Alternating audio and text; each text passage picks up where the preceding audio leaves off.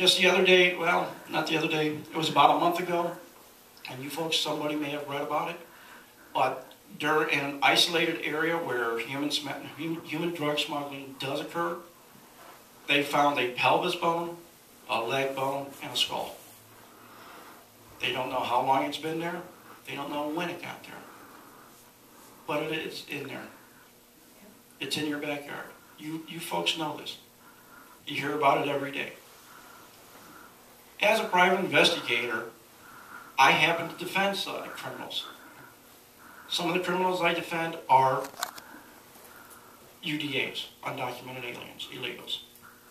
I can tell you one case in which there was a group of UDAs that came across the border, burglarized a house, stole a weapon, went down a couple miles to the next ranch, raped the woman, and then made it back into Mexico. These are crimes you don't hear of. Dupnik said, all they're doing is merely trespassing. What he neglects to tell you is the criminal elements that are coming across the border are not just people who want to work. These are violent people. They will kill you just as soon look at you. When I was a deputy, I heard many calls. A deputy went to make a normal traffic stop on a vehicle. The person got out and started firing an automatic AK-47 at that patrol unit. Threw his car in reverse and got out of there, which any normal person would have done. There is also an incident, and this does not happen just once, and it's not infrequent, it happens a lot, where two motor units were going to pull over a vehicle that committed a traffic violation, but he also felt because of the weight of the van and the way the tires were low to the ground, and I'm not talking about the frame of the vehicle, I'm talking about the tires looked like they were inflated, which meant a lot of weight was in the vehicle. He went to conduct a traffic stop. A secondary vehicle kept those two motor units off. They were working in tandem. And for every 100, 200, 400 pounds of marijuana that you see coming across the border, or you hear coming across the border in backpacks, some of that is designed, specifically designed, to get these people caught so the bigger shipment gets through. Okay? These people, the drug runners and the kingpins down in Mexico, have been doing this for a very long time.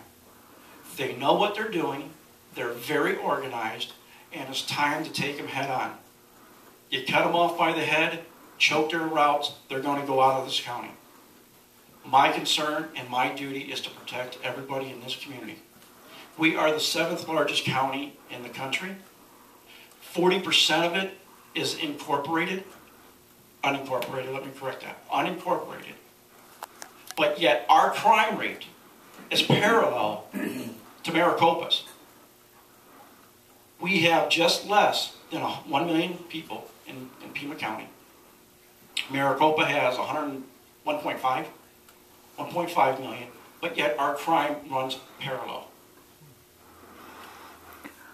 What I plan to do, and I have talked already with several other sheriffs, and that is to form a task force. Everybody knows that the DUI task force comes out during the holidays. Most of you people may know about CNA, which is Counter Narcotics Alliance. It's a multi-agency drug fighting organization, unit, and they target drugs. However, what I want to incorporate, because the Sheriff's Department knows these routes that these UDAs or these illegals, these drug runners take, and start combating and patrolling those areas. This does just not mean Pinal County, Maricopa County, Yavapai, Mojave, Yuma. This also includes our own municipalities down here. Marana, Oro Valley, South Tucson really doesn't have that many. Tohono O'odham, Pasquayaki. I feel those two law enforcement agencies are going to be a key, valuable asset. Why? Because they still have trackers. They know the area. They know the terrain. And by the way, To'odham Nation does expand down into Mexico. Okay? So by forming a multitasking agency and combating crime at the border, they're going to start pushing out. It's just going to happen. I also know that there are law enforcement agencies from other states that are willing to donate an officer. And as sheriff, I am the only person that can special deputize anybody. Would I do it? Only if the case is warranted. And they have law enforcement training. Law enforcement training is pretty much the status and norm through every agency. They all get the same training. Some departments, it varies, in some states it varies. But they all know the law. They may not know our Arizona revised statutes, but that's quick to learn. If an agency in New York, Maryland, Pennsylvania, Florida, Georgia wants to donate an officer for 6 months or a year, that officer is going to be assigned to work in a unit patrolling the border. Because the UDAs, or the illegal immigrants, do not just stay here. They migrate up into Wisconsin, Michigan, Washington, Vermont. It's a problem, folks. And I will give kudos to Mr. Manning for mentioning this. Even the people who want to work here need to obtain a Social Security number. They'll take your Social Security number and use it. And I can give you an example. I grew up in Ohio. My tax accountant was telling me that he had a client that got audited by the IRS because the IRS noticed that there's 4 years of income that he didn't declare. My accountant was his accountant. When there was an investigation, there was a person in Utah using his Social Security number. This guy lived in Ohio. Think about his hit when he had to pay for a defense to say, that was not me that earned that money. Yes, he did have to fight it and prove, he had to prove he did not earn that income. Folks, there's a lot of problems with this department.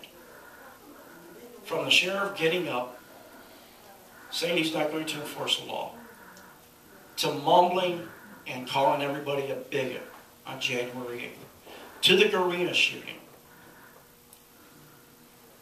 to the officers that were arrested for aiding and helping drug smugglers rip off a shed right in your own backyard. Anybody know about that? It was about 6 months ago. 2 deputies got arrested. One's a former deputy, one was still on the job. The deputy that was on the job knew where there's a used store shed somewhere right off, I believe it was on Sahuarita Road.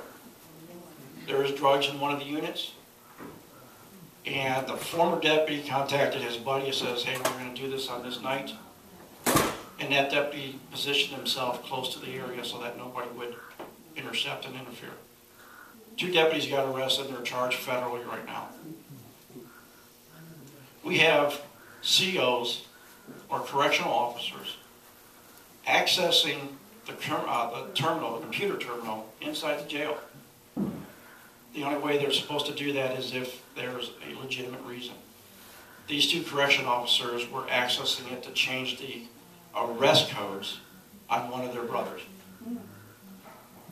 Granted, from the time that an applicant puts their application into and for a position with the Sheriff's Department and goes through the process up through the hiring process, the training process, the FTO process, and becomes an officer where he's working solo in his own patrol car, is about a 2-year stint, if not longer, depends on the backgrounds.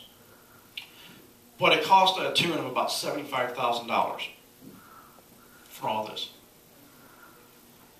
You want people and you want officers who conduct backgrounds to do a A1 job. And for the most part, they do. You are not going to be able to see every bad apple that comes by. Some people are very deceptive. However, they do get through. And I'm sure if you look at the backgrounds, if you look at the process, there were red flags that you didn't pay attention to, through no fault of their own. We want to select the best applicants to put them on the street to protect you, the citizens of Pima County. The sheriff is the top law dog in the county. He has a hell of a lot of authority, and he should be held accountable. The problem, and it's the main problem that I see with this current sheriff, is he's not a hands-on deputy. Hell, he may not even go into work for a month, and nobody would know about it. It's been that way for 10 years, if not longer. My face would be visible. Anybody know who? Can anybody name me one assistant chief? You have 1 in 3 chance. My assistant chief will be out here, and he will also be as visible as I am, because he is a representative of me. Folks, there's a lot of problems in this department. I don't care how many Band-Aids and I don't care how big they are, they're not going to fix them. I promise you, as sheriff, I will bring in quality leadership. I will make this agency the finest department, not only in the state, but throughout the country. And I will do it in a seamlessly transition. We have good officers, they just need the leadership. They don't need to be micromanaged, they need to be cut loose and do their job.